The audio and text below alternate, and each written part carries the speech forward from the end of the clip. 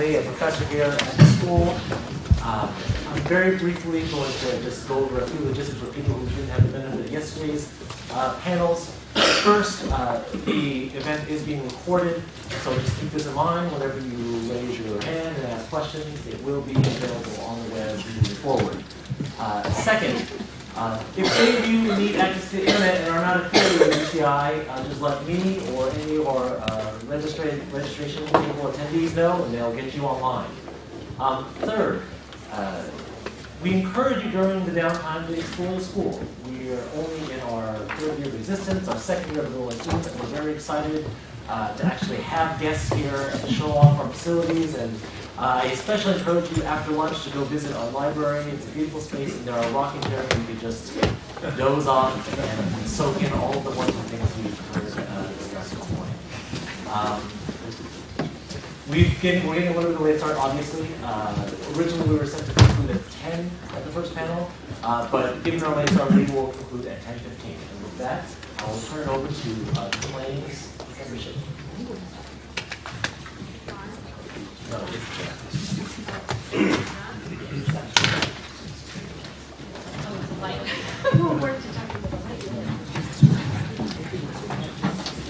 Well,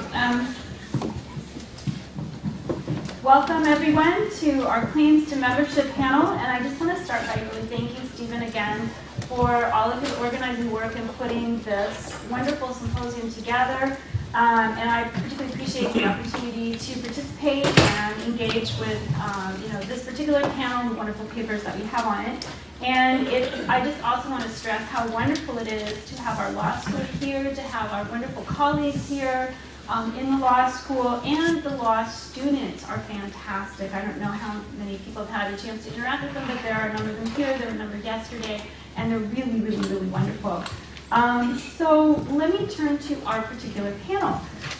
The Claims to Membership panel certainly addresses persistent puzzles, namely, what are the bases for membership? What forms does membership take?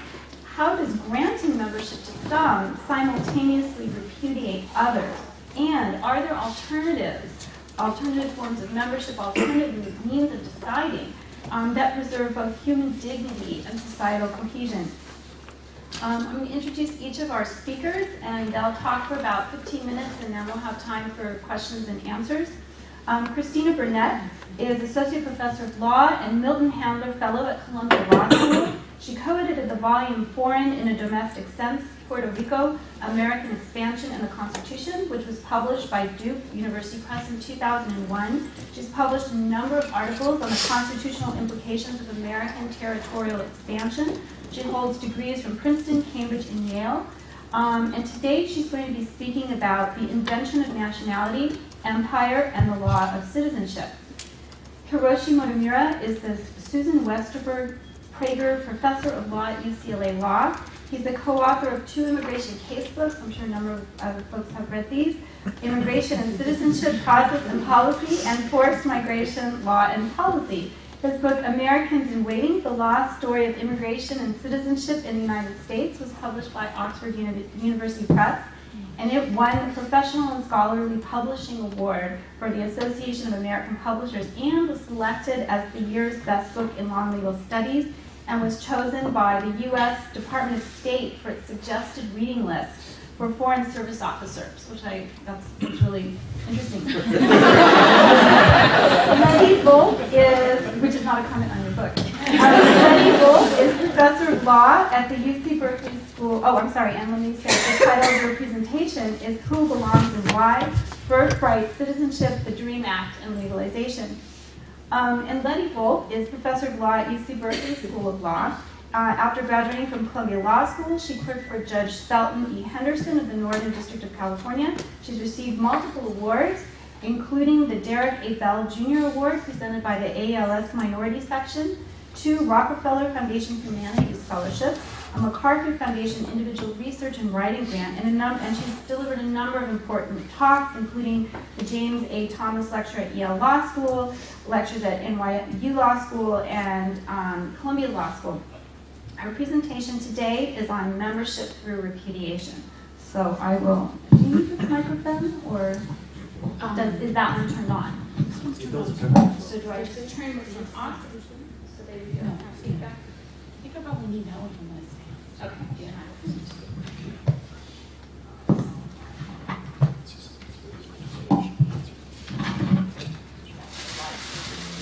Well, I was going to talk into it. Not very effective.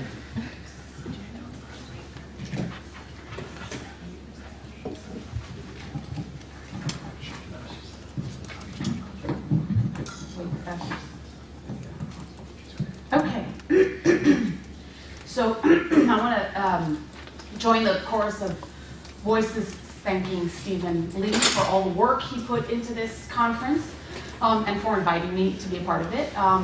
Jennifer Chacon claimed she did nothing. I'm going to thank her anyway for whatever it is she didn't do. And I want to thank UC Irvine Law School as well for hosting it, Brittany Rodriguez for being so incredible at dealing with all the logistics, and all of you for being here.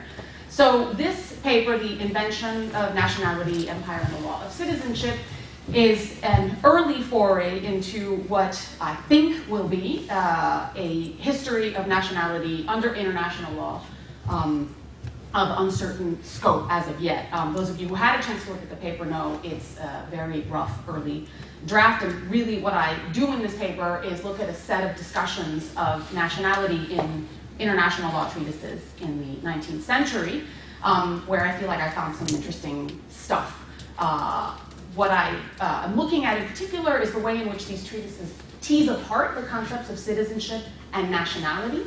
And they do so in an era of American and European imperial expansion and colonial governance, and in a manner that is completely entangled with that colonial governance. And so this is something I'm trying to sort through. It's a truism that citizenship is a constitutional concept and nationality is an international concept.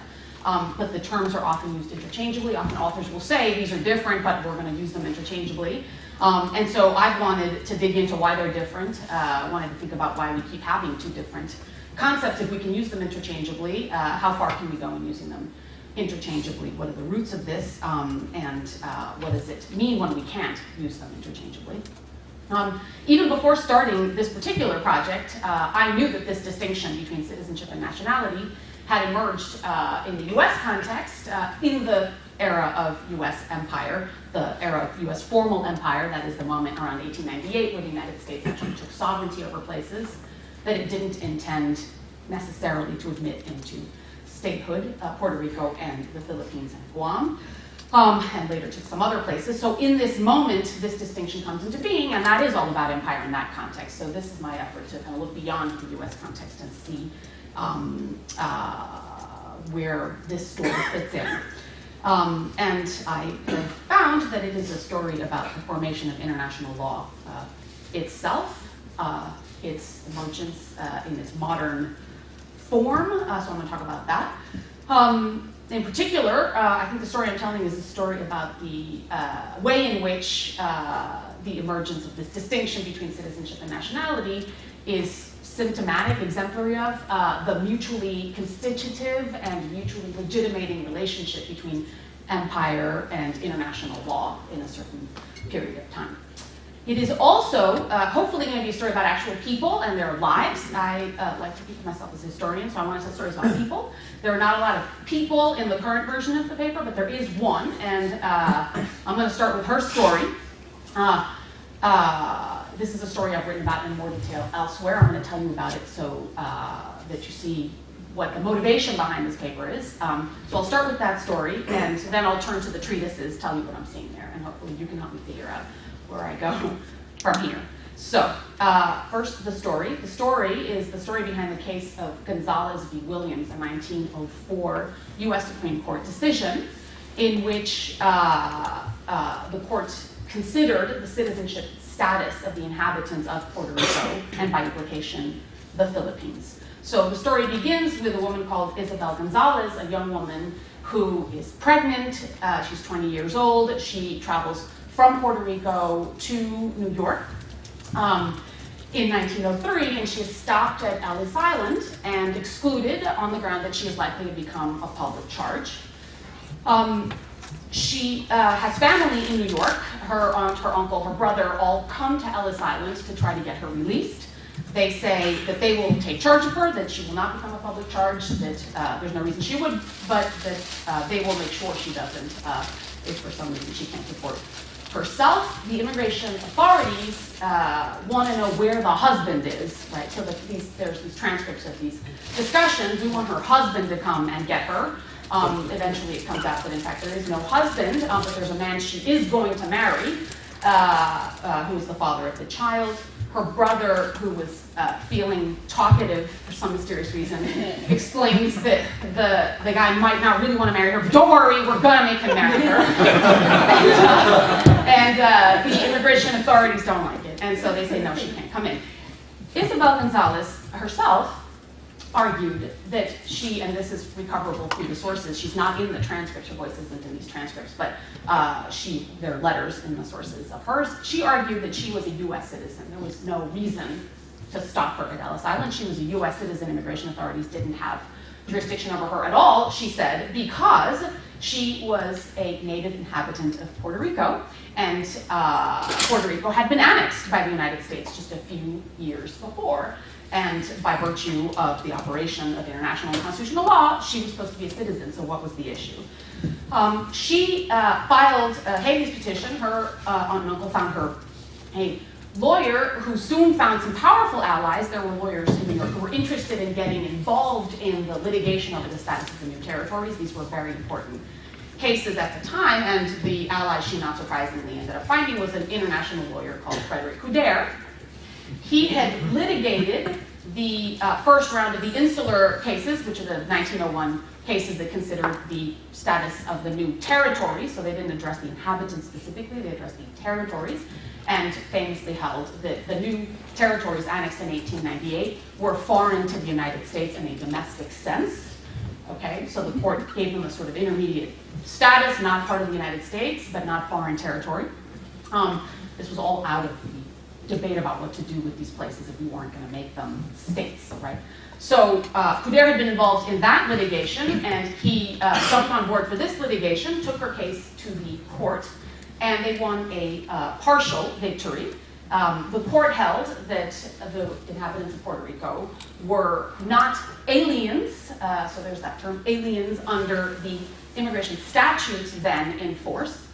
But it did not reach the question everyone thought it was going to reach, which was the constitutional question of whether they were citizens under the 14th Amendment, which, as you all know, makes persons born or naturalized in the United States citizens of the United States. Okay, so the question of whether the United States and the 14th Amendment included those new territories was looming for the court to answer, and the court sidestepped it, said, as far as we're concerned, she's not an alien under the current immigration statutes, and so she's not subject to the jurisdiction of immigration authorities. We're not going to whether she's a citizen. So for Isabel Gonzalez, this was very much a partial victory because she wanted to be recognized as a U.S. citizen, but she was allowed to enter New York. This puzzle of the U.S. citizenship of the inhabitants of the U.S. territories remains unresolved. It is still not decided whether or not United States in the 14th Amendment includes them, which is kind of interesting because we all think of subject to the jurisdiction thereof, that phrase in the United States, in the 14th Amendment, as the limiting clause, and in fact, for the purposes of the unincorporated territories, this is how these places are known, not incorporated into the United States, it's actually the United States that's the limiting clause of the 14th Amendment, because it does not appear to include them, but it's not settled. Okay, so that's this case. The court, by holding that she was neither alien nor citizen, opened the door to an intermediate status, which developed into the status of the non-citizen U.S. national, a status that still exists in U.S. law today. Couder, being Isabel Gonzalez's lawyer, had argued mainly that she was a U.S. citizen. He made the argument that she was making, but he had made, like a good lawyer, an argument in the alternative. He, suspecting probably that the court was not going to call her a citizen if Congress had not already done so. Okay, so I guess I forgot to mention that. After the annexation of Puerto Rico, Congress did not obviously you probably picked this up right, confer US citizenship on the inhabitants of the new territories. And this was a break with past practice, right, the Western territories that the United States had conquered throughout the 19th century. All the people in those territories had been made citizens pretty much right away. But at this moment, in 1898, Congress declined to give citizenship to the inhabitants of Puerto Rico and the Philippines, called them citizens of Puerto Rico and citizens of the Philippines instead. Nobody knew what that meant, and nobody knew what that meant even after Gonzalez v. Williams. So Couder had argued, of course she's a citizen, but in the alternative, he argued, if you don't want to call her a citizen, you should call her a national. And he was very explicit about this being a term that would be useful for giving effect to something that might otherwise be controversial, troubling, unacceptable, right? He said, you know, we have a word for what she is. She's a subject. She is a person who owes allegiance and gets protection, but she doesn't get any rights necessarily. That's what subjects are. We all know what subjects are, but we don't talk about people that way in this era of constitutional republics. One doesn't have to sort of dig through. He just says this. He says, call her a national instead. It's this new term. It's the vanguard now. The international lawyers are all using it. It's very useful. International lawyers are using it to describe what empires do all over the world. What it does is it gives you a way of talking about people who you don't necessarily want to give rights, but you want to assert sovereignty over. So this is perfect for us. Let's do it. So, you know, I could have just, I suppose, stopped there, but I wanted to kind of chase down those references that he was talking about and see what was going on. But Couder himself lays out this dynamic that I described. Court did not adopt the term, it just adopted his logic. So it said in its opinion, she is an American, but she is not a citizen, which prompted letters, both published and unpublished, from Puerto Ricans saying, how can you be an American and not be a citizen? We've never heard such a thing. Well, of course, there were examples of that in American history, but it wasn't supposed to be possible really after the 14th Amendment. It turned out it was possible in a new way. So let me turn to those sources that Couder was talking about. The sources. Basically, I'm just briefly going to describe what I see in these sources and give you a few quotes from the paper to support what I see happening in them. There are three moves in the sources, right? There's first, there's the definition of a distinction, or the identification of this distinction between citizenship as a domestic concept and nationality as an international concept. Then there's an effort to show how international law is especially well suited to dealing with certain problems relating to membership that don't have anything to do with domestic rights. They're the problems that arise at borders, where there's conflict among nations about what to do with people, or where there are imperial problems to deal with. And then the sources declare the domestic problems off limits to international law. We're not interested in rights here, we're interested in international law. Okay? What's going on here, and really the larger project that this comes out of, is there's an effort to build a modern international law. And really my larger project was more about international law and the late 19th century development of an international law profession and the teaching of international law in law schools and all that kind of stuff. And so that's what I see happening here. And I use the development of an international law of nationality as an example of this, of the way in which the construction of international law depends on putting certain issues off limits, and in that sense, in some sense, giving them legitimacy. Okay, so the first step, defining the distinct concepts. I'll use the example of the treatise writer Couder cited most frequently in his briefs, George Cagordan, who wrote a treatise on nationality in which he said, again, you know, explicitly, you know, we need a concept to describe what these empires are doing, so that we can then use international law to manage what these empires, to intervene in what empires are doing, to deal with the problems that arise among these imperial powers. Okay, he described what he was referring to as naked nationality, nationalité nue. Okay, so he said, everything concerning nationality depends on the interior organization of the constitution of a polity, except when it comes to naked nationality. Naked nationality belongs to international law, he said. By everything, he explained he meant the rights and obligations of citizenship, which he said ordinarily flow from nationality, but as we shall see, he said, do not have a necessary or essential link to nationality. So let's bracket all that rights stuff and deal with naked nationality. And then to illustrate what he meant, he drew on imperial practices, in particular the colonial, French colonial governance, where he gave examples of the stripping down of membership in order to declare sovereignty over people without any rights implications. So one example that he emphasized was the example of Algeria, where vast segments of the population in 1865 were declared Français mais non citoyens, so French but not citizens. This was prominent among his examples in his brief in Gonzalez, which may be where the court got the idea that she was American but not a citizen. So as you can see, that part of what's at stake in this work is challenges to American exceptionalism, which are not really new among historians anymore. But here's yet another example of the way in which the United States was drawing from and participating in late 19th century European imperialist practices that we have tended not to think of the United States as being quite a part of. So that's the first step, distinguish between the two concepts. We need naked nationality. That's what we have to work with. Second move, right, show how international law is suited to resolving certain problems using this building block of naked nationality. Okay, so armed with this concept, Bourdin and others worked to build an international law of nationality by articulating the rules applicable to stripped down or naked nationality. And these are rules that we know, right? So everyone should have a nationality, no one should have more than one, everyone should have the right to change their nationality, no one should lose a prior nationality until they get a new one. Everyone should have more than one, very prominent. The four I've just stated were appear in every treatise in some form or another. Okay, everyone should have one, no one should have more than one, everyone should be able to change it, and continuity. You shouldn't lose your previous one until you have a new one. The treatises sort of try to lay out what are the basic things we can say about naked nationality without getting into domestic issues of rights.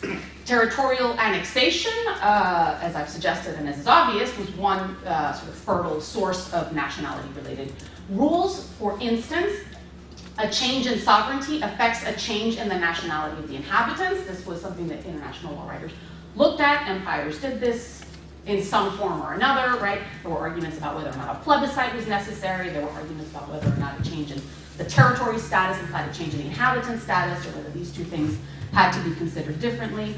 Whoa, all right, talk fast. Yes, and right, and so here we see, right, this role playing out in the Gonzalez case. She said she was drawing on this knowledge somehow, right? She said, change in territory changes my nationality, and the court said, sure, it just doesn't give you citizenship, which wasn't the move that had been expected. Another rule was that inhabitants of annexed territory should have the right of election to choose the citizenship of the former sovereign or of the new one. The US had offered this choice in the past, in Mexico when it took that territory, in Alaska when it took that territory, with exceptions for the native inhabitants who were always conceived of, right, as semi-civilized or uncivilized savages living in tribes or whatever. So there was this exception for people we don't know what to do with, and so they, in the treaties, were exempted from the right of election. Well, with Puerto Rico and the Philippines, that exception became the rule. The native inhabitants, which is basically almost everybody in Puerto Rico, was left in a limbo and not given the right of election. The only Spaniards who had the right of election in these territories were the ones who had been born in Spain. Third move, insulating from domestic scrutiny. Too bad I have to rush through this one because this is really the crux of it, but I'll just give you a couple of quotations, which is what I was going to do anyway. This is all coldly calculated.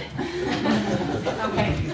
So here's something else at stake, right? At stake, American exceptionalism. At stake, this notion that we have that the late 19th century was the heyday of strict territorial sovereignty, right? And that now we've somehow discovered that territorial sovereignty is a fiction. Well, as it happens, the late 19th century, the era of imperial expansion and colonization, far from an era in which anybody thought anything so simple as, nation states are neat, territorially bounded, billiard ball type entities. On the contrary, and here's one example of thinking around sovereignty and boundaries. This is John Westlake, his very influential international law treatise. He writes, the exclusion of international law from the relations between the King Emperor of India and the native states under his suzerainty, which we have seen to be the imperial principle, requires the frank adoption of international law up to the point at which the empire, including those states, as in India, is marked off as one of its units. Okay? So international law doesn't stop at the nation-state boundary, it stops at the imperial boundary. Okay? That idea then operating in the following passage. I just got a couple more. I'm going to get in trouble here right now. All right. The status, writes Westlake again, of member or national is not limited for international purposes by the fact that for internal purposes, distinctions may be drawn between different classes of the population, none of which have any tie to any other state. Okay? And then he gives the examples. Name and rights of citizen are refused by the French to Algerians. Same thing with the United States and the Indians and Filipinos. This is this phenomenon we see everywhere, right? Since such differences, that is domestic differences in rights and status, give no footing for the exercise of any foreign authority within the territory, the classes characterized by them must be embraced, as against other states, by the state which assumes the exclusive authority over them. They are not aliens, they are nationals. Okay, so I had a couple of other great quotes, but with a sign that says 0 minutes in front of me, I'm going to leave you with that one, which is probably the best one I have, of that move from first international stops at the imperial boundary to then we need this term, national, to put off limits to ourselves, this phenomenon of internal hierarchy. Why? Not out of some like evil plan to oppress people, although oppressing people is possibly part of the project. Naturally not. Uprooting them, that's part of the project, and one has to think historically about this, right?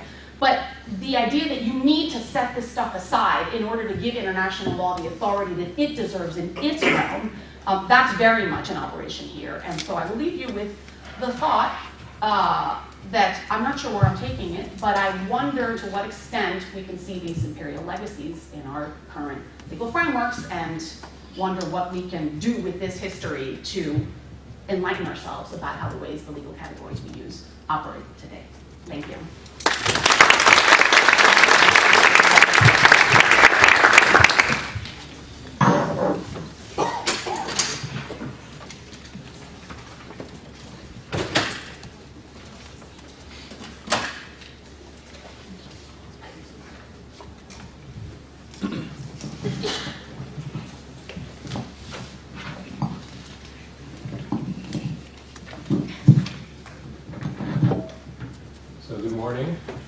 I'd also like to thank Jennifer and Brittany and Stephen especially. This is really a wonderful event, and thanks for bringing us all here, Stephen. It's exciting to be. It's not just there's symposia, but this is the first one of these symposium use here. I've never been involved in volume 1 of anything before, so it's exciting. So I want to pick up on where Christina is in her project, which is really exploring this zone that we have between citizens, or what we might think of as full citizens and not second-class citizens, and other forms of belonging or membership or subject status. And I'm going to move it forward, I guess, to the present day, and really, I think, address the same topic, but in a somewhat different way. And so I need to spend just a few minutes framing this, where this work is coming from. It's a work in progress, which is sort of embarrassing to say because I've been saying this about this project for about 5 years. But so it starts with the book that Susan mentioned, Americans in Waiting.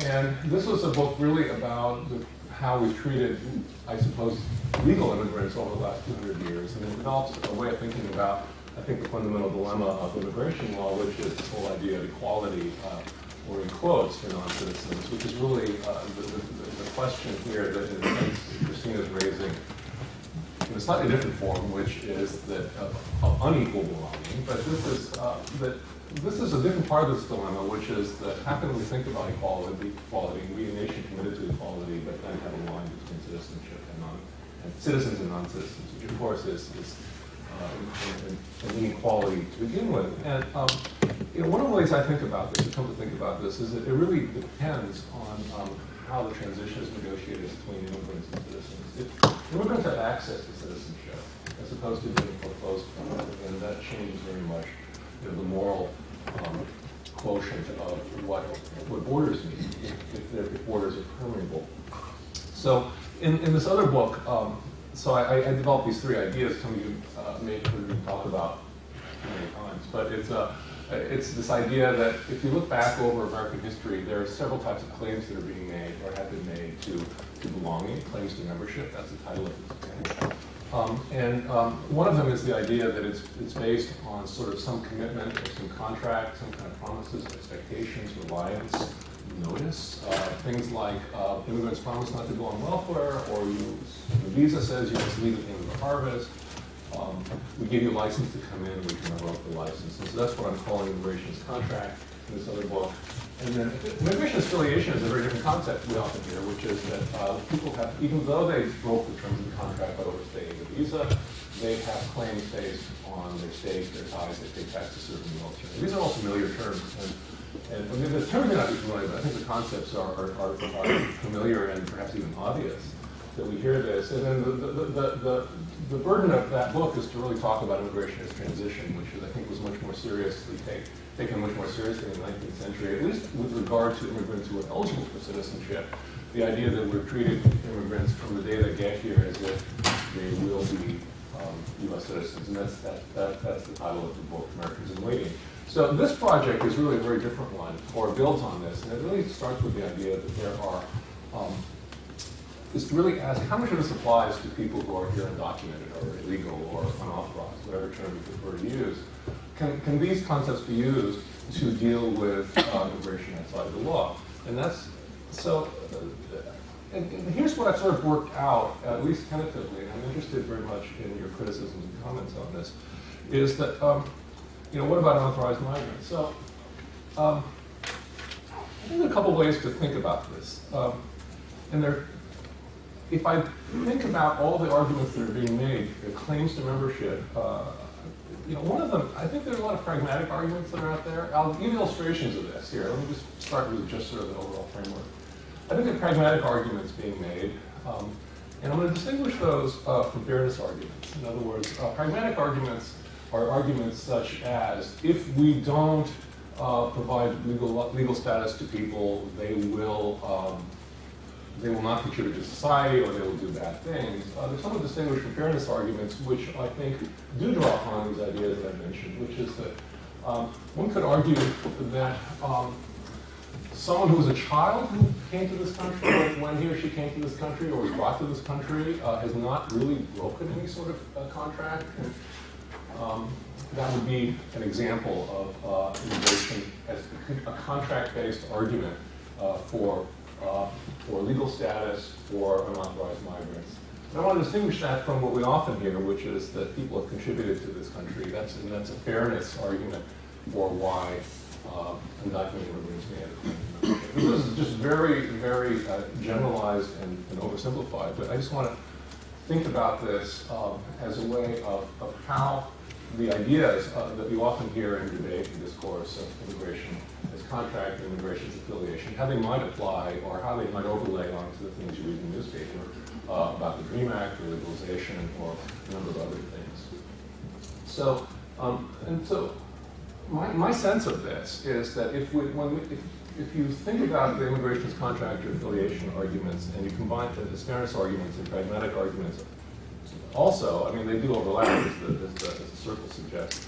Then you really can start saying that if there are strong arguments based on pragmatics or consequences for legalization, if there are strong arguments for fairness for legalization, that maybe that there are ties at stake in this country, there may also be the idea that there is some sort of an understanding that migrant workers, even those who are coming outside the law, were in some sense invited or brought here. That's one way you could construe what it might be to have an immigration contract. But here, that's the idea then that if undocumented immigrants are recognized in some way based on this combination of arguments of pragmatic and fairness arguments, then that's really at the point at which you should start thinking of them as Americans in waiting. I think of the phrase Americans in waiting in the context of, it turns out that Pablo Alvarado, the head of Invention, made a big speech in Washington, D.C., and he got up there and he said, undocumented immigrants, they're Americans in waiting. So I was kind kind of thrilled that he used that phrase. But it made me, it was very humbling in this sense, because it made me realize how important, everything we do, as legal academics, and we think that, like, somehow or other we write stuff and it shows up immediately. But it made me realize that it's really what our students do that matters, because I mentioned this to one of my students, how excited I was that Pablo Arana had used this phrase on the Washington Mall. And she said, yeah, I wrote that press release. So it's really her, it wasn't me. Okay, so here's what I want to do. I just want to lay out a way of thinking about the arguments that we hear and read, whether it's in New York Times or Fox News or just a blog somewhere, and think about paths to lawful immigration status, which might as well have retitled claims to membership, the title of this account. Here's a simple matrix. Okay, let's talk about the DREAM Act a little bit, and then let's think about the arguments that are made for the DREAM Act, okay? And disclaimer that I'm oversimplifying, I'm leaving things out, but I just wanted this to be suggestive of ways to think about different claims to membership that are made for different things, and that these claims are different from each other in terms of the pragmatic and fairness. So, we often hear the reason we need to have passed the DREAM Act is to prevent the creation of another class in this society.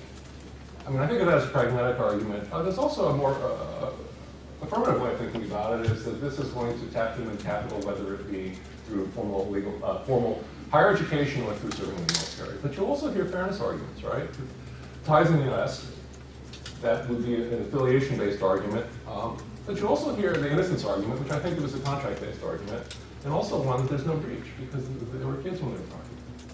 Now, broad legalization, what I want to pose to you, and really was a question, is how do these arguments differ from the arguments for legalization in broad scale? And I think I want to think about this both as a conceptual matter, but also as a challenge to people who advocate for both things. How do you argue for the DREAM Act, if that's your point of view politically? How do you argue for the DREAM Act without making arguments that in some subtle or not so subtle way undercut the claim or the case for claims for membership in the context of broad legalization? So birthright citizenship is an interesting comparison here. It's going to fill in some things that may not be obvious in what these 6 columns should be. Interesting. I think a lot of the arguments for the birthright citizenship are very much parallel. I think that conceptually there's a strong similarity between birthright citizenship and the DREAM Act. Although interestingly, the political posture and the legal posture is very different because of course the DREAM Act isn't law. But it's very interesting that you see the same kinds of arguments. Again, I don't mean this to be complete or even all that precise as much as it is to suggest ways of understanding what we hear. Now, this is interesting. This is something that's a little bit less intuitive, which is how do we think about refugees? Refugees, in some sense, are also unauthorized migrants or illegal aliens, in the sense that they arrive without papers. But we've so normalized our treatment of refugees that we don't even think of it as claims of membership. But it's interesting that, what are the pragmatic arguments for refugee status? Now, there are a bunch of them. I'm just going to list one, which is sort of to think about the international effects of our sort of as an aspect of foreign policy. But there's a fairness argument you need to protect. And maybe that it overrides any breach. If someone comes here in violation of the law, they broke an immigration contract in one sense. But you could also say, well, the fairness is really their dire circumstances override the breach. Let me raise a couple more, and then I think my time will be up. Case-by-case relief. It turns out, why do we give case-by-case relief? And technically, I'm thinking of things like cancellation of removal. Are we trying to tap human capital? Is that why? Are there other things? But one could make an argument the reason we grant people, pragmatically, we grant people legal status after they've been in the country for 10 years and is that they represent a resource. But we also recognize their ties in the United States. This is an affiliation-based argument. We also could say that overrides any breach. That's a contract-based way of arguing for the existence of cancellation of removal. You could also make smaller-scale changes, and this is a bit sort of analogous to the DREAM Act in the sense that I'm thinking about things that are argued for, that are not yet law, and yet seem to draw upon the same sort of political coalitions as the DREAM Act and broad legalization, small scale changes, and I'll be a little technical here, this could be restoration of 245I, this could be relaxing the rules for cancellation of removal, this could be for increasing second family court preferences, it could be things eliminating the 3 and 10-year bars from lawful presence which fall in these categories. Why do we do these things? Why do we argue for these things? Is it that because we're trying to prevent sort of this underclass of people who are relegated to this status where in some sense, in Christina's terminology, they're Americans but they're not, but in a different sense than the nationality citizenship distinction? And this is a way of tapping human capital, especially because many of these smaller scale changes would grant legal status to individuals who actually come closest to qualifying into the current system. For example, those who qualify by being a immediate relative of a U.S. citizen but are barred from adjustment of status because of the 3 and 10-year bars, would be an example of human capital that's not being tapped. There's also fairness arguments here. These are individuals with ties in the United States. That's an affiliation-based argument. Now, this is where it gets a little trickier. Is sort of, you know, is there an innocent-based argument for some of these folks? Is that because there is an immigration contract that people were invited here to take jobs? Or is it, in fact, has there been no breach because people were laborers were invited here, and that's our history of the management of labor migration, especially low-wage labor migration, especially from Latin America. Or are the circumstances of these individuals the overriding breach? Okay. And so then I get to broad scale legalization, which is going to look very familiar. It just picks up some of these other themes. And in many ways, up here in terms of pragmatic arguments, I suppose you could make similar arguments in the DREAM Act, but I think they come up slightly differently because instead of talking about people who are going to be in higher education or in the military, it's a much more generalized sort of idea that we need certain members of the workforce. And then the fairness arguments are also very similar, but they're similar but they're different. Ties in the United States. I want to compare these arguments to the DREAM Act arguments because I think politically the most complicated things is the example I gave earlier, that if you believe in the DREAM Act and you want to advocate for it, how would you do that without undercutting the claim for broad-scale legalization? And here's, I think, where another place where this gets interesting is that are the innocence claims people who would be legalized under broad-scale legalization, are those innocence claims different from the claims of the kids? Intuitively, one might say yes. One often hears that in the news, that these kids were brought here, they didn't make the choice. But I've also heard the argument that those who come here fleeing poverty and violence and who break the law as adults are in some sense just as innocent. There's also the argument that people who come in would be the beneficiary of broad-scale legalization. They didn't breach any contract because the contract was that they're supposed to come here, but they're supposed to come here outside the law. And one could argue, the argument's made that that's really de facto U.S. immigration policy. And then finally, the idea that if there is a breach, it is overridden by the ties in the United States. So this is just a way, maybe an oversimplified and over-stylized way of thinking about this, but this is, I'm just doing a couple things here that I'll close by sort of highlighting. One is the idea that there are different kinds of arguments that are made, pragmatic and fair, or some spectrum between the two. That's one point. The second point is that of the fairness arguments, I think that many of them draw upon sort of notions of contract, agreement, promises, expectations, and some draw on the ties, and it's useful to think about what we hear from people in that light. And then the third point I'm trying to make is to not only compare the DREAM Act, to really compare the DREAM Act with birthright citizenship and invite that comparison, and to also compare those two with broad legalization, which is somewhat similar, but I think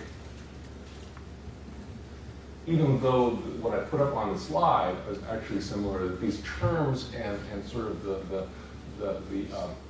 power of these terms and even their relevance varies from one to the other. And then the final point I was trying to do with this presentation is to suggest that we don't often think about these three things in the middle here, refugees, case-by-case relief and smaller scale changes in the same way. But one ought to, not just because they're conceptually parallel, but also because it's often said that legalization,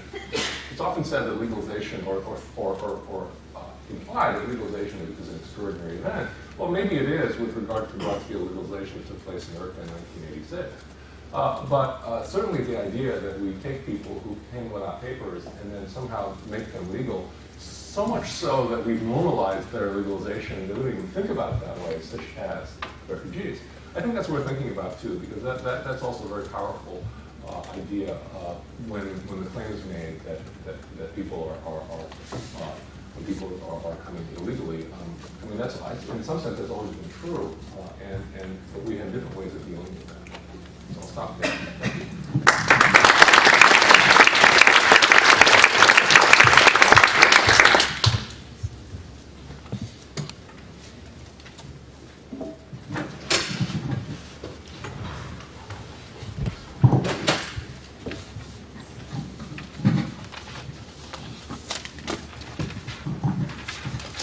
So I also want to give a huge thanks to UCI. It's so exciting to be here and see the school absolutely flourishing, even if you've stolen various wonderful people from Berkeley building this place, whatever. Particular thanks to Stephen. I cannot imagine organizing a conference like this in my second year of law teaching. That is truly an impressive accomplishment. So what I'm going to present to you, I know my fellow panelists describe their work as work in progress, but this is really work in progress. This is entirely new. This is in its infancy, or maybe it's even a zygote, right? I basically wrote this for this conference. Nobody else has ever looked at this before or told me anything, about this before. Although I realize, actually sitting here and thinking about the reflections of Christina and Hiroshi about how the work fits into things that they've been thinking about, that this particular new project actually does link to work I've been thinking about for a long time. In particular, about the ramifications, the moral, the legal, the political ramifications of using stereotypes, in particular about cultures, in the service of one's own legal claims, and in particular in the criminal context, so-called cultural defenses. And I've also written a little bit about this, actually for a symposium Hiroshi organized when he was at UNC in a previous life, about deploying stereotypes about particular cultures in advocacy for immigrant workers. So I'm preoccupied, I guess, in some ways, and I think all of us who are academics realize there are certain kinds of questions and needs that each of us are preoccupied with that appear and reappear in our work. So I see this as a companion piece to what Hiroshi presented, which gives us affirmative reasons on which a state might ground membership for persons whose belonging is in question. And I actually think, hearing this again, Hiroshi is such a beautiful person, that his view of the world is very positive and affirmative, right? And his theory actually reflects this. And so this talk, in making the argument that membership of devalued groups happens through the repudiation of devalued others, presents thus a more unhappy, less beautiful side of that process. We don't have to talk about this during my 15 minutes. Anyway, and I see this talk as an implicit dialogue with Christina's wonderful work, and in particular, a move that she details in a piece she published about the work of what she calls the elite of the colonial periphery, and a particular man named Dehe Tao, perhaps. Nobody's sure how to pronounce his name, where he tries to ground potential American citizenship of Puerto Ricans against the specter of the Filipino. Okay, so in a forthcoming book titled Beyond Ethical Obligation, Race, Criminality, and Alienability, Lisa Marie Cacho's preoccupation is explaining the condition of those she calls, quote, ineligible for personhood. These are people who are so devalued, they are considered to be what she calls living non-beings, people without inalienable rights. So to be ineligible for personhood, she writes, this is a form of social death. Those in this category are unrecognizable as living persons. This kind of argument is in some way similar to Judith Butler's writing in her book, Precarious Life, where she asks in the context of recent global violence, who counts as human? what lives count as lives, and finally what makes for a grievable life. Who is a grievable human? But what is specific to Cacho's argument is her observation as to what happens when devalued persons argue for legal recognition or demand rights. These attempts to ascribe social values, she asserts, always require, quote, the devaluation of another, who is always of color, and more often than not also poor, criminalized, segregated, legally vulnerable, and unprotected, close quote. So Cacho's intervention is to demand that we understand these dynamics in the form of a comparative analytic, that the idea of one's social value necessary for arguing legal recognition and demanding the enforcement of rights is built upon the other's potentially and presumably permanent location in social depth. This comparative is not always about explicitly comparing two racial groups. Instead, as she writes, it can be through abstract reference to characteristics or identity groups as to what we are or what we are not. And race is not the only signifier for devaluation. Obviously, gender, sexuality, nationality, citizenship, class function to differentially devalue people within aggrieved groups as well as between them. In her book, Cacho shows us how this comparative analytic functions as she describes examples of media reports about the marches of spring 2006, the national mass mobilization known as the Immigrant Rights Movement. And in particular, she points to writing about the marches, which she says aggravated tensions between and among racial groups through focusing upon interlocking discourses of putatively black criminality and Latino illegality. So, for example, articles favorably representing the immigrants' rights movement attempted to de-link illegality from criminality by representing undocumented immigrants as hardworking and family-oriented, displaying a respectable domesticity through ties to properly gendered heterosexual nuclear families, against the vision of young African-American men characterized as socially deviant and putatively criminal. So both discourses about illegality and criminality center on respectability, and Latinos, and African Americans are compelled to disavow and deny criminal and illegal populations in order to represent themselves as fitting the standards of respectability. Now, political theorist Cristina Beltran, writing about the same immigrant rights movement, points to particular signs that were seen during the marches, and she describes these signs as, quote, an effort to gain recognition as subjects who contribute to, rather than harm, the larger society. Now, the signs she points to were, I'm a worker, not a criminal, human beings are never illegal, justice and dignity for everyone, and we are not terrorists. But reading these signs through Cacho's lens helps us see that perhaps like Sesame Street, two of these things are not like the others, right? Two of them invoke universalist language about everyone and human beings. The other two explicitly differentiate the bearer of the sign from another class of beings who are demarcated as harmful, denigrated, and presumptively worthy of devaluation, criminals and terrorists. Now, of course, we know these signs are an attempt to speak against popular presumptions that to be undocumented is to be a lawbreaker and to engage in a criminal act, right? Even though we know civil, criminal, etc. Or that terrorists have entered or overstayed the United States because of the failure of this country to secure its borders against illegal aliens. At the same time, there is an implicit racialized other who's being disavowed through the rejection of the criminal and the terrorist.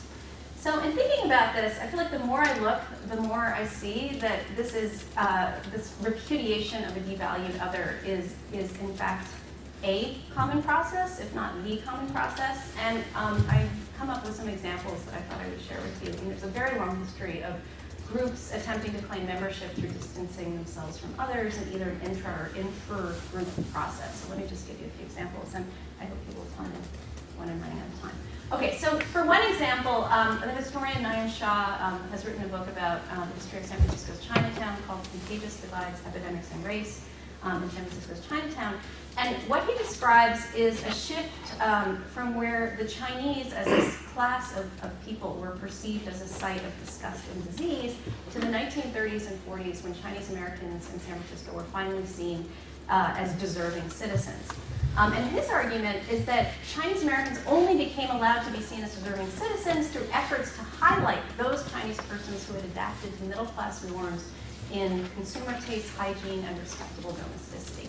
So this strategy had dire consequences for the Chinese male bachelors in Chinatown who were ignored in the quest for welfare resources and housing entitlements in this new Chinese American family community. In particular, he describes there's a housing project in San Francisco's Chinatown called Pingyuan, which was the first public housing project planned in the United States for Chinese families. It was opened in 1951. It was hailed as a triumph of the modernization of Chinatown, and it was built both literally and metaphorically through the eviction of the Chinese bachelors. It was built on the site where they had been living. They were forcibly evicted physically from that site, and then they were told that they were ineligible to apply to live in the public housing project, which was only open to nuclear families. Right, and so there's this whole population of Chinese bachelors who had immigrated, who were unable to form heteronormative family formations, who had to be cast aside in the move to belong.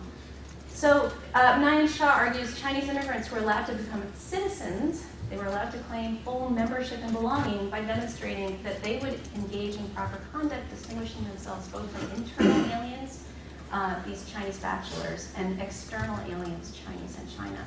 So to gain acceptance, two categories of Chinese people were created: the modern and assimilated, and the ignorant and the backward. As another example, we could consider Devin Carbado and Miku Gulati's work on what they call the good black, bad black problem, arguing that for at least some employers, the ideal black employee for a firm that professes a commitment to both racial equality and racial diversity, this is what they call the post-Brown law firm or post-Brown firm, the ideal black employee is one who is identifiably black with respect to phenotype, but unconventionally black with respect to conduct or social behavior. So from the employer's perspective, this employee looks black, but acts white, or at least does not act too black. So good blacks negate racial stereotypes, bad blacks activate them. Good blacks are palatable, bad blacks are not. So the thrust of their argument is that they want to shift the focus when we think about discrimination from identity as status to the performative content of identity. How people inhabit their identities makes a difference. And there are lots of caveats they have to make in this argument. They're not suggesting there's some authentic way to express identity. They're not making normative judgments about people's self-presentation choices. In fact, they also are saying they're not suggesting that people are always self-consciously engaging in identity performances.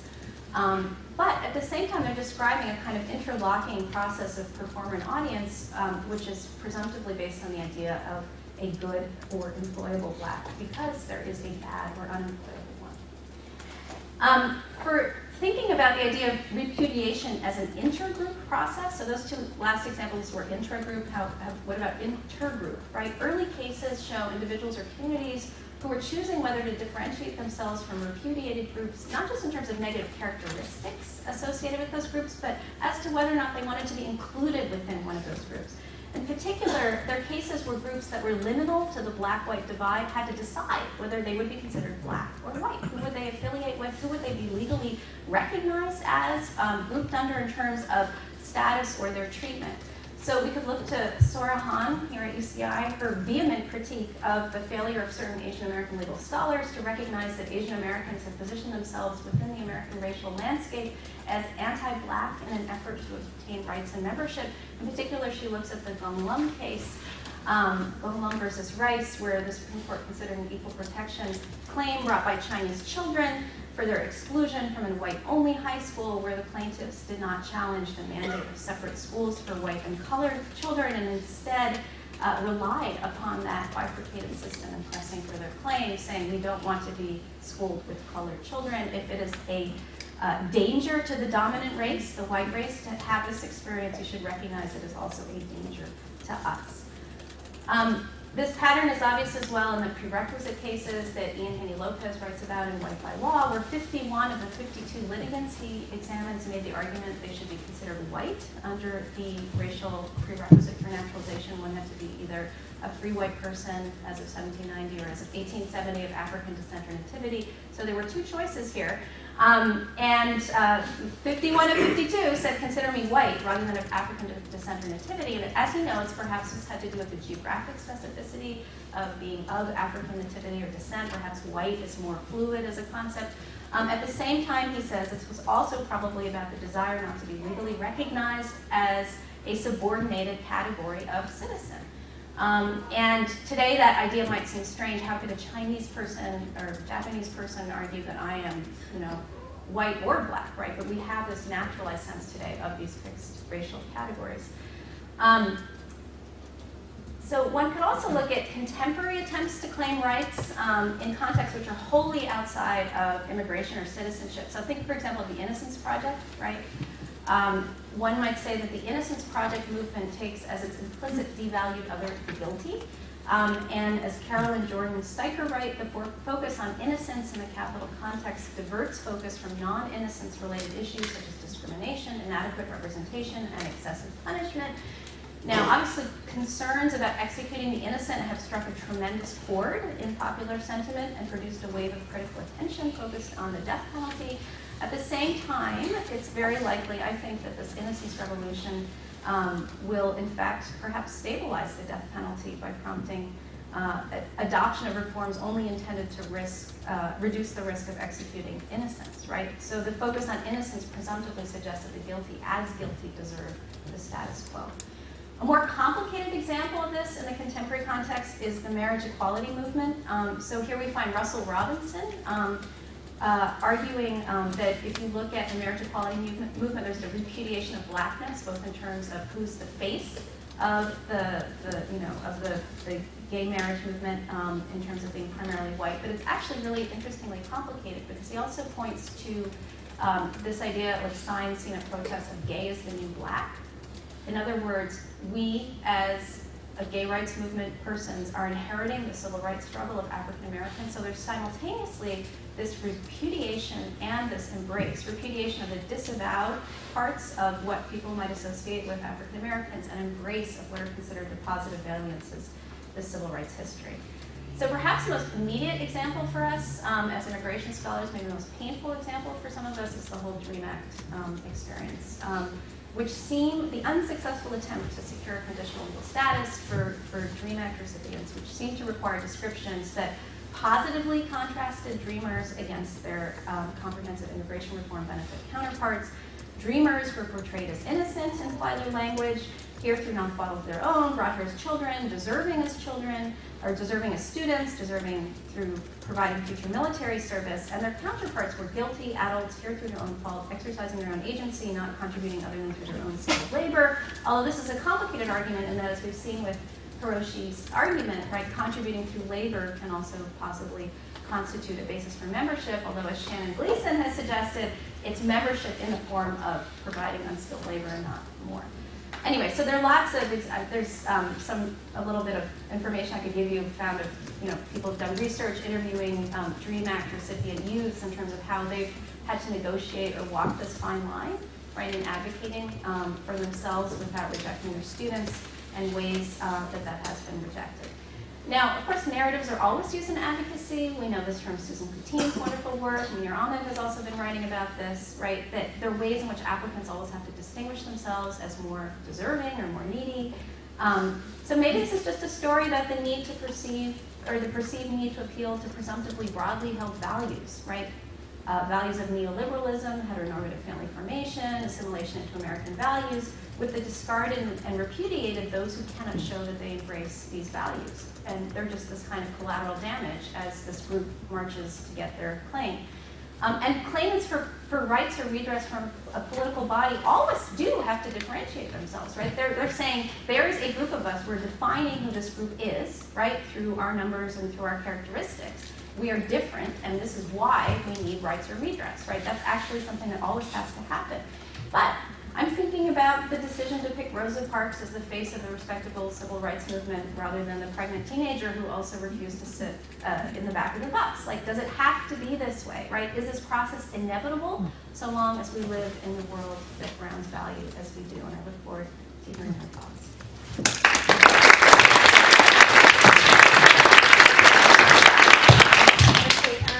I think I'll sit here. You can hear me? Yes? It doesn't sound loud. Okay. Thank you for these wonderful papers. I thought that what I would do is just comment really briefly on intersections between them, because I think that reading across or hearing all of them together really raise a number of interesting issues. And then I want to pose 3 questions, one for each panelist, but I'm going to pose them all at once and let them decide whether to respond or just open it up for everyone. So These papers all look at intermediate statuses of one form or another and offer us a rich terminology for thinking about those statuses and the relationships between them. So that's what I want to focus on. In Christina's paper, I was really struck by the notion of carving out spaces and the ways that doing so obscures attention to what happens within those spaces that are carved out, which sounds related to what Letty's talking about in terms of the ways that drawing boundaries around eligibility simultaneously entails repudiation of the ineligible. So that was one connection. I was also really struck by the notion of naked nationality, which is sort of an amazing term. I hadn't heard, maybe everyone else knows it, but I didn't. And I thought it's interesting to think about, the relationship between that kind of reduction, apparently, of a particular status to pure and simple. I think that was the phrase used in the quote. To the relationship between that notion that you could treat something as naked or pure and simple and the complex partialities that Hiroshi's referring to in his analysis. And I thought it's interesting, too, to think of the way that social death, which is a term that came up in Letty's paper, relates to sort of social life and its inversion, social death, right? So there's a continuum, perhaps, rather than, or I guess, can you be alive, partially alive and partially dead would be another question. But that comes up in how do we understand the nationals? Are they socially dead? Are they socially partly alive? How do we understand, the status of people who are potentially eligible for the DREAM Act or, other in-between folks that Hiroshi's writing about? And I thought it's interesting, too, to pull out a sentence that was in Hiroshi's paper that I think relates to the other two papers. I don't know if you've read this sentence, but it's on page 16. The sentence is, what may on the surface seem like immigrants' inherent resistance to integration may, in actuality, be Americans' own skepticism reflected back. And I thought it's interesting to think about both skepticism and reflection in relation to the other two papers. How do we think about skepticism and reflection in relation to repudiation, which is interesting, is repudiation a form of reflection, and also in relation to nationality, as Christina was discussing, in those imperial contexts. Reflection is kind of interesting thing to think about. And so I just wanted to raise, like I said, a question for each panelist. I'm going to do it all at once. For Christina, one thing that I was thinking about as I was reading your paper is what is the relationship between the sort of annexation and the status of people that were annexed or in those annexed territories and current practices of excising territory for immigration purposes, which is another territorial practice, right, where people are there, but their presence isn't registered, such as in Australia or Guantanamo, a lot of examples we can think of. And then secondly, I've been working on deportation, so some of my questions, including having done interviews with people who were deported, so some of my questions come from there. I was really struck by this notion of nakedness, a pure and simple status, and how do we think of, is there such a thing as naked alienage? Because I started to think about the partiality, we think of, or maybe I'll speak for myself, often I might lump together undocumented people, nationals outside the United States, people that don't have any recognized legal status at this point. But in fact, those people are differentiated, right? I mean, there's people that are outside the United States, never came here, don't have any particular claim that are nationals of other countries. There's people like Hiroshi's writing about undocumented people here who have sort of a claim, or a strong claim perhaps. And then there's people that were deported, right? They're in a very different position. They have a prior record, but they're legal, so I don't know. Anyway, is it useful to think of, is there a pure and simple version of alienness? Would that even be useful? Versus do we need to differentiate that side of the non-membership in its most extreme forms? And for Hiroshi, I was thinking about a couple of things, many things, but just sort of two to bring up. I was thinking about what your paper suggests regarding revocability, because you detail all these different ways that people could state claims or different rationales for claims. And if you think of people that get deported, who range from people, well, they're within that group, and including legal permanent residents who get deported, right? So I thought it might be interesting to think about the nature of those claims, basis for those claims and what's revocable and what isn't. Because if you violate a contract, that suggests the terms of the contract have been broken, therefore the contract's no longer valid. On the other hand, is affiliation revocable in the same way, right? And that's, I think, for people that get deported who've lived in the United States for a long time, you know, there's still the phrase that Christina used, American but not a citizen. In interviews I did, these folks claimed they were American, right? You know, in cultural senses of the term. And you know, whether the multiplicity perhaps of contracts, you know, the contract in the case of someone who gets deported after a criminal conviction, there's at least two contracts. One is sort of the contract pertaining to the criminal conviction where they violated that version of a social contract. And then there's the other kind of contract, which you're talking about membership. And I don't know if those are distinct or the same.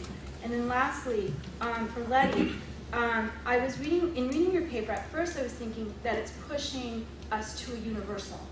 You know, rights are based, because how can you make a distinction without, I mean, you know, any kind of, you're saying any kind of argument that one can make about who's deserving simultaneously defines the undeserving, right?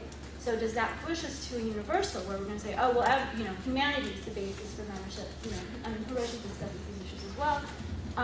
But then I thought, especially listening to the paper today, it's not so, I wonder, well, this is a question, is it really about the universality of a basis for rights or membership, or a different kind of claims making that we could either maybe identify examples of or maybe we haven't thought of yet that doesn't entail making those distinctions? Is that about something other than a universal? So I will stop and give you guys a choice of responding to each other or my comments, or we can open it up as you prefer. We only have maybe we can go to 20 after.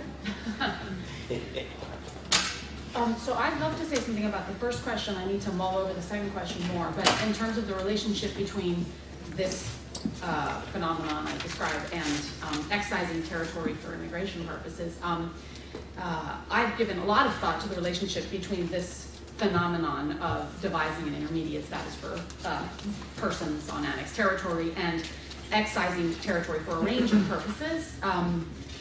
Myself not having thought all that much about the immigration purposes, but that allusion I made to the insular cases, right? So this is the creation of a status that is known for having established territory subject to U.S. sovereignty, but not encompassed by the Constitution, and therefore in which people don't enjoy full rights, and that's one dimension of it. But I've written about how this creation of an intermediate status for territory is, you know, in my view, even more about, or at any rate, also about the creation of territory that is excisable.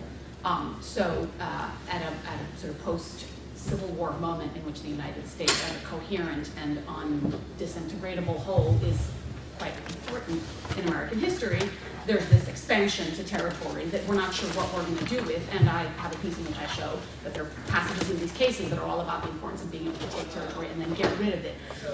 Get rid of it fully and also hold at bay all kinds of responsibilities and commitments that might come with sovereignty, regardless of whether you extend the Constitution formally. So the notion that there is, and this is a period in which empires are devising statuses like sovereignty without annexation, occupation without sovereignty, so that's Guantanamo, right? Occupation without sovereignty, whatever, what's that, right? There are all kinds of ways of qualifying extensions of control that are about, in the end, creating anything from law-free zone to exceptional zone, where decisions about what law applies and what law doesn't apply can be made on a case-by-case basis as the need arises, depending on the emergency, right?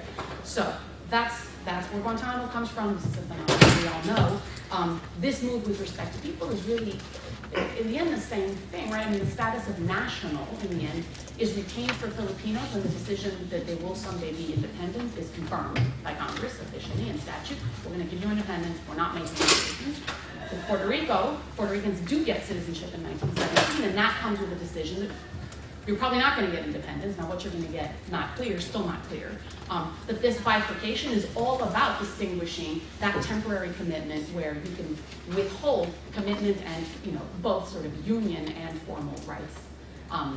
That's the nationality track, and the citizenship track is about a commitment. So I think it's completely entangled with the creation of extraterritorial zones of exceptional legal, consequence. And naked alienage, I have to think about it. I have to say, listening to Letty's paper, it's just amazing what obvious stuff has been brought forward for me that I haven't quite thought through. Of course, naked nationality is all about natives in the obvious, right? I mean, you don't think of your citizens weren't neighbors, right? They're never naked.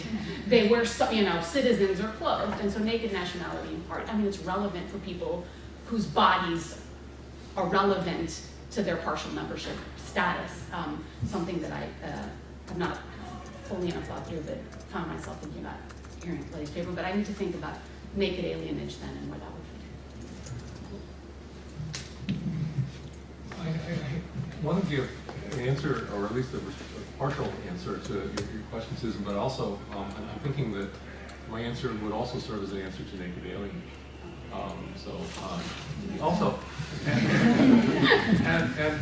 So first of all, I mean, a lot of what my project is about is saying that in alienage for people, at least in this country, where connection to this country is never naked, right? And there are different types of non-naked alienage, and that people can be alien as in a formal sense, but have claims. And so maybe that's obvious, but I just want to make that point. But I really like the, I thought when you raised the term naked alienage, I actually thought of a case that went to the Supreme Court in 2001, a case called Davis versus Davis.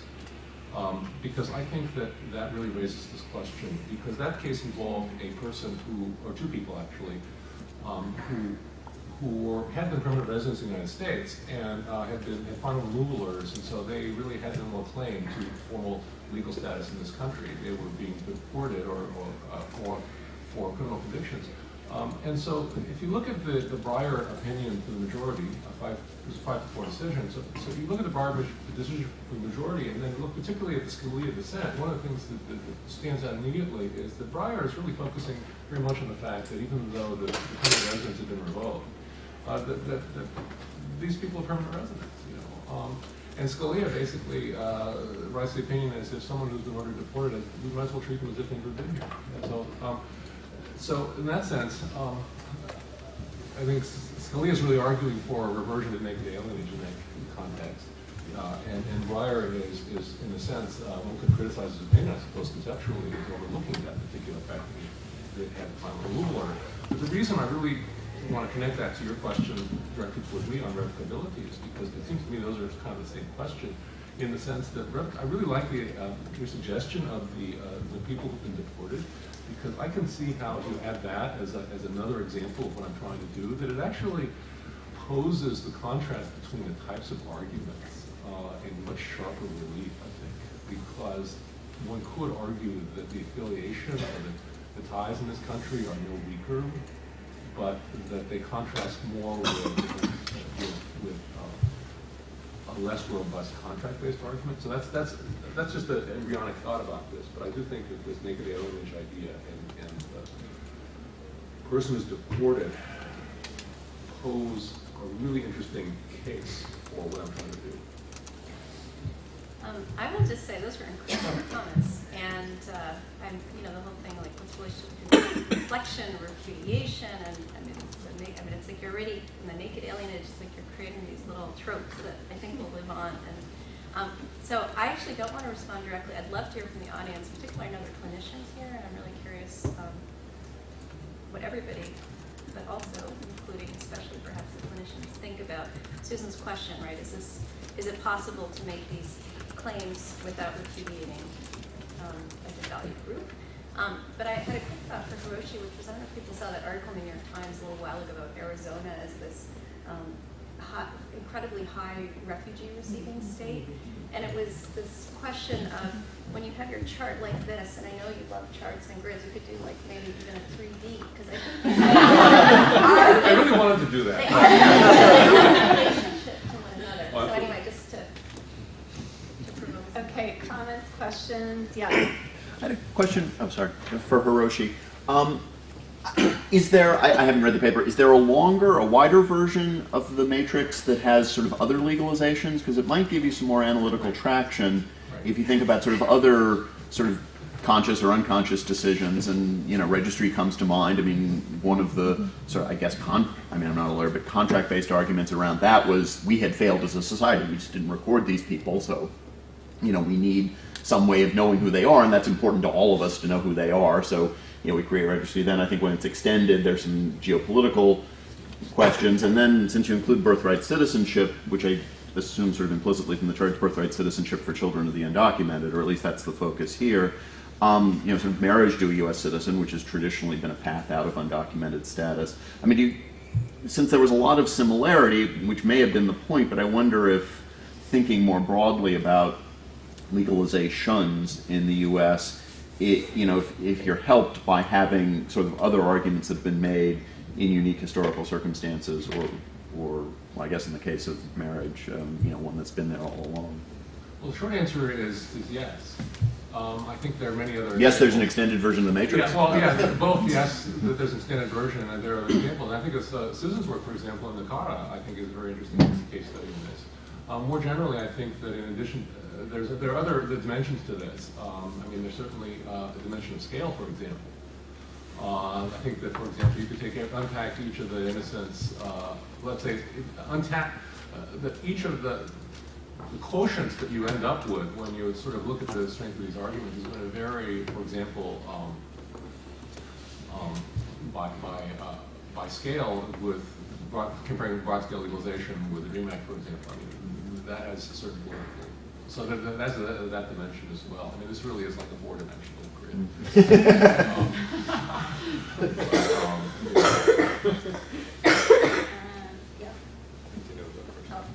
So just very briefly, fantastically interesting papers, and I know that Hiroshi is well on his way to using string theory to try to get there. I want to just ask a quick question of Christina, because what I found really striking about your description is how you made the case for how the international law jurisprudence helped feed into the way the court resolved its particular dilemma in the Gonzalez case. But it also struck me that there could have been a formalistic way for the court to import the notion of naked nationality and reach really quite a different result, a result where essentially Gonzalez loses, where the idea of naked nationality is defined to mean that as long as an empire doesn't create these problems for other empires by not regulating its own nationals, then it can do whatever it wants to its nationals, because naked nationality means there really are no rights. So as long as you stay in the empire and you go back to Puerto Rico, then the U.S. has fulfilled its obligations. So my question is, what then filled in the additional concept so that it wasn't quite naked nationality in the end, it was partially clothed nationality. I don't know, G-string nationality. The point is something that got you beyond simply the idea of you're a national so we can do whatever we want to with you as long as you stay in the empire. Mm-hmm. So tell me if this is responsive. There's a couple of things. It's a statutory decision, so it leaves the door open to doing whatever you want. The door wasn't closed to that. In fact, there was almost an invitation to Congress to go ahead and re-legislate if it disagreed with this outcome, and then there was room, then the constitutional question would arise, and you already had precedent that said Puerto Rico is not part of the United States for territorial purposes, so it wouldn't be hard then to say, and not for the 14th Amendment either. So that door's open. The second thing, I hope this is also responsive, is that Puerto Rican workers were migrating to the United States, and in fact had been with no problem. As it happens, there had been a change in the rules when Isabel Gonzalez arrived. So I wouldn't call it entirely coincidental that she's the person who gets stopped, because among the rules in Operation Ellis Island were stop every pregnant woman. But there had also been a change in rules with respect to Puerto Ricans. Don't treat them as if they can come in without restriction anymore, start stopping them. But before then, Puerto Rican workers have been coming in, and of course there was an interest in them continuing to come in, so I'm sure that was at play as well. So door open to a change for sure, and incentives, not to give them, I suppose, partially clothed. There's a partially clothed element to it. Having litigated unsuccessfully some nationality claims, I'm tempted to ask Christina a question, but actually I'm going to accept Letty's invitation and kind of round it out by the questions from our third panel. So, in thinking about this question about universality and repudiation, is there a way in practice to advocate for those who are not poster children without simply entrenching the repudiation that you're concerned about, without falling over to just universalism? And I wonder, it may be just a rhetorical matter, but a universalism in which everyone is special in their own way, and that is that I there's... have to think of your colleague Amy Chua when you say that phrase. I don't know what I'm referring to. Remember, she said, "Oh, you're surely not saying." What was it? Lulu is different from. I'm sorry. Some of us have been so preoccupied with the Tiger Mother. It's like those are the references. The first conversation The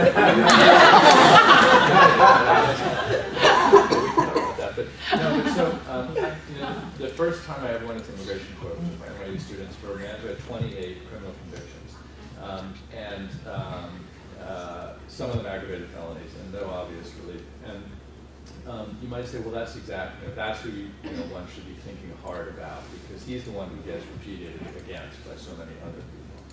On the other hand, he was a Vietnam veteran who was disabled, and so you can say, well, you're just saying the easy ones, we'll take 28 convictions without.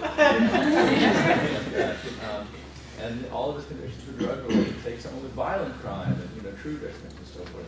But my experience from trying to tell stories about people, and again, mostly practicing for those who can't get help anywhere else because they are the repudiated against, like Ralph Hesselbach. It seems that there's still a way. You're always defining yourself in relation to others, but it need not be in repudiation of others. It can be to say that there's a special story for each person to be told, and maybe that's not different. Maybe it's just a rhetorical matter. But I wonder if there's any space there, short of we're all human, that kind of universalism, to say we're all special in our own ways, even if some of us have characteristics that others might repudiate. If that helps at all. Okay. Yes, Susan, you mentioned how all three panelists were addressing issues of intermediate statuses of one sort or another, including devalued groups and the repudiation of devalued groups. And the case that came to my mind, I was wondering if all three panelists might respond to it, is a case that issues from another legacy of empire, another legacy of 1898, the case of Cuba. Guantanamo comes from that, military occupation, etc., etc. Ties of singular intimacy, as President McKinley put it at the time. If you fast forward 8 decades, in 1980, no sooner had Jimmy Carter finished signing the Refugee Act of 1980, 125,000 Marielitos start coming by boat to Miami. There's no status for them. There was no word for them. The government finally came up with the term entrant, status pending. And they remained in that entrant, status pending status for years. They then became a devalued group because then the Cubans in Miami didn't want to be associated with the Marielitos. And the Marielitos were a way of defining who was the good Cuban and who was the bad Cuban. Now the Marielitos are all supposed to be criminals, gay, communists, mental asylum patients, and so on. In a matter of years, at the same time, 15 to 25,000 Haitian boat people were arriving as well. And that was creating another situation of how to distinguish the one from the other. By the early 90s, there were cases literally of 7 Haitians and 6 Cubans arriving in a boat from the Bahamas. And as soon as they were literally in the same boat, but as soon as they arrived, the Cubans were separated to be given a green card within a year. The Haitians were sent to Chrome Detention Center to be deported. And out of that comes yet another category of nationality, the dry foot nationality and wet foot nationality, which is another kind of very interesting devalued and intermediate status that I was wondering if how you would consider those within the frames of each of your respective papers.